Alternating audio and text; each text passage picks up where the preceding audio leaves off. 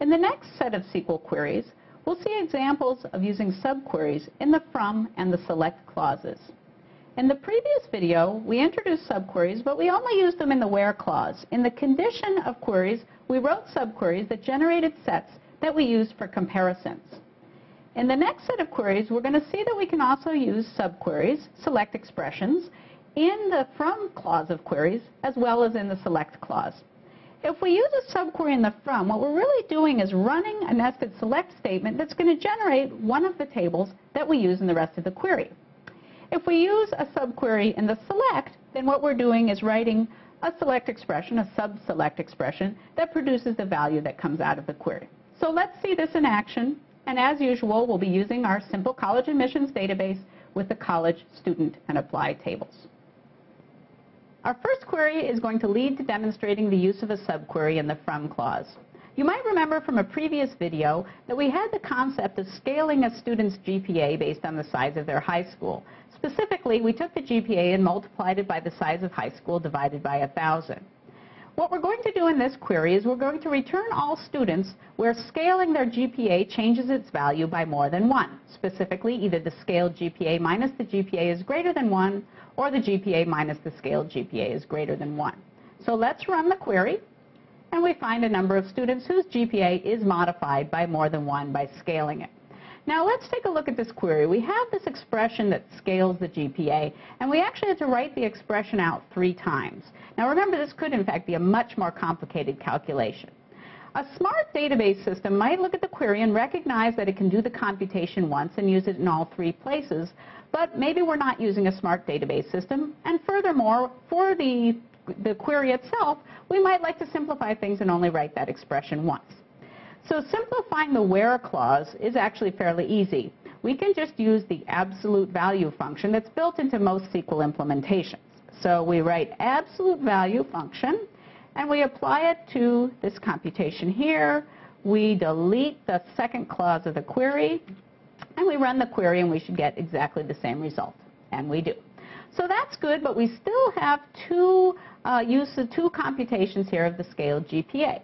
So what I'm going to do now is I'm going to put in the from clause a subquery, and that subquery is going to, among things, compute the scaled GPA.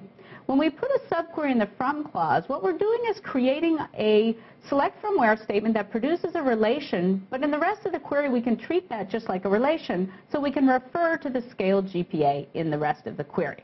All right, so let me just do a little editing here.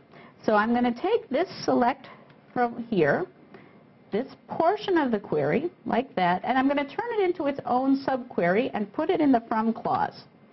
Now I'm going to give it a name G, and technically I might be able to leave that out, but most SQL implementations require it.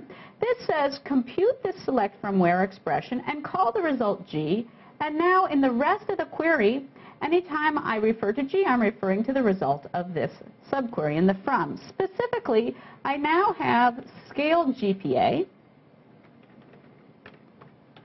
and if I want, I can put that it comes from G, although I don't need to since it's not ambiguous. And I can use that scaled GPA in the rest of my query. Now I'm still missing a select, so I'll just put select star here, and I'll get all attributes back. And now I have a complete query where I computed the scaled GPA in the from clause and used it elsewhere in the query. I run this one, and I get, again, the exact same result. We're going to see more examples of using subqueries in the from clause in the later video on aggregation. Our second major example is going to lead to using a subquery in the select clause. Let's start by explaining what this query does. What we're going to do is we're going to find colleges, and we're going to pair those colleges with the highest GPA among their applicants. So this requires joining all 3 of our relations, college, apply, and student. We have here the join conditions. We always need to remember to include those.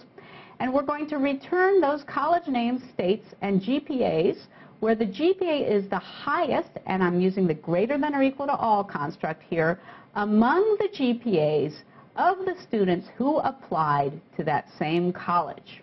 Okay? You might want to pause the video and just make sure you understand what the query is doing. But again, what it's going to return is colleges with the highest GPA among their applicants. Let's run the query. And we see that most colleges, all of the colleges in fact, have an applicant with a 3.9 GPA. That happens to be the highest in the database, and all of the colleges have an applicant with that GPA. Now, we see some duplicates here. If we don't like duplicates, we use our usual trick of putting distinct, and now we have our 4 colleges in our database and the highest GPA of their applicants. Now let's see how we can write this query using a subquery in the select clause.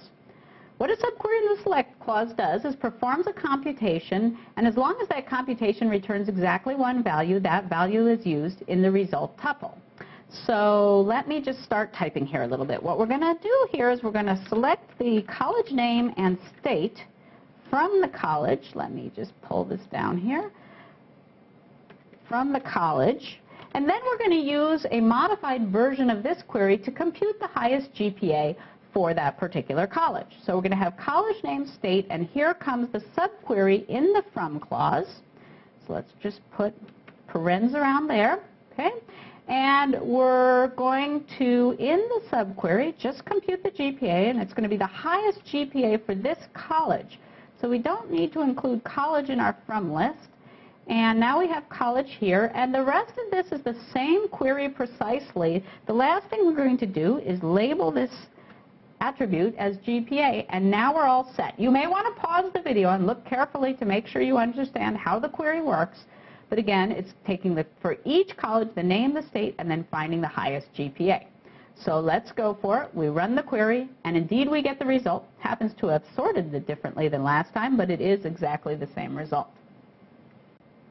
Now let's suppose that instead of wanting to pair every college with the highest GPA of the applicants, we wanted to instead pair the college with the names of the applicants. So we can do something similar. We have the college name and state, and then in the subquery in the from clause, we'll find the names of the students who applied to that college. So everything looks pretty much the same, except we don't need this big subquery, this big portion here. We write it like this. We'll call it the student name. And that looks pretty similar. Again, we've got the college name, state, and then all the students who applied to that college. We run the query, and we get an error. The error was expected, and I'm using it to illustrate a point. When you write a subquery in the select clause, it's critical that that subquery return exactly one value, because the result of that is being used to fill in just one cell of the result. In our earlier example, we were computing the highest GPA for each college, and there's exactly one of those. In this case, we have several students applying to colleges, so we wouldn't know when we get a bunch of values in the result which one to put in the tuple that's being constructed. And in fact, our result here says subquery returns more than one row, and that's the error.